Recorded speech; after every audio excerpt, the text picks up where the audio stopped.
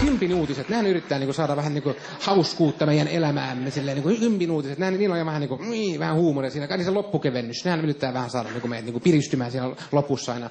Siinä on aina toi loppukevennys, mutta se Tommola on mennyt jonnekin. Mutta ne aina vähän jotenkin, ne yrittää liikaa tai sitten ne ei yritä ollenkaan, mä en tiedä. Koska ne jutut on yleensä tällaisia, että ne on löytänyt jonkun tyypin, joka on löytänyt porkkana, joka näyttää mulkulta. Ja sitten yrittää tehdä siitä jotain hauskaa. No niin, jaahas, niin, taitaa tulla hedelmällinen porkkanasato. Vai mitä? Niin, kyllä, porkkanat on hyviä, sanoi Jänis.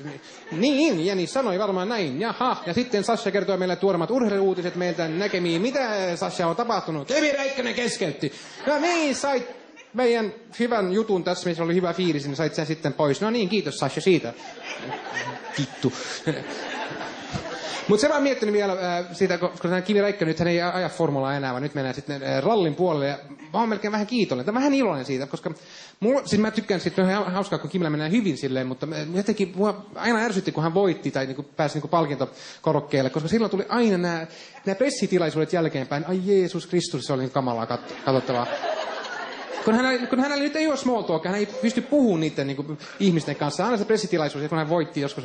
So, Kimi Räikkönen, congratulations, you won the race. Will you guide us through the race? It was hard race. It wasn't,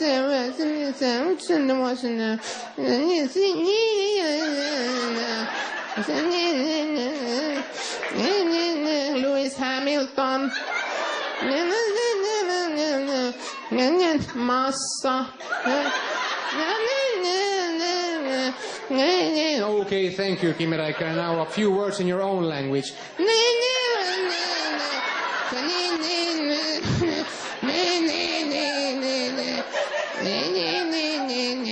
Vittu Helsinki, vittu saada. Mutta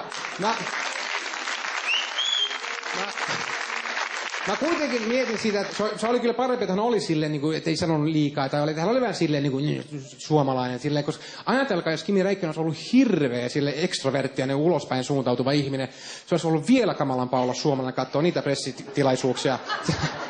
So, Kimi Räikkönen, congratulations, you won the race. Will you guide us to the race? Well, it was such a hard race. It was. And then it started raining. And I was so like, nah. It was so slippery, and I was like, wee. So, and then Lewis Hamilton, this chocolate fellow guy, you are handsome, you are, yes. And he was sniffing my behind all the time. I'm like, no, Lewis, no. And Lewis, yes. No, Lewis, no. And then Massa here, I had faster car than you, Massa. I had faster car than you, but you wouldn't let me through. I was like, Massa, let me through. He was like, no. Massa, you let me through. I have faster car, but no. I was like, Massa, I'm gonna...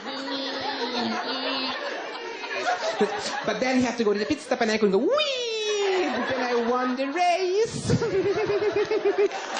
Okay.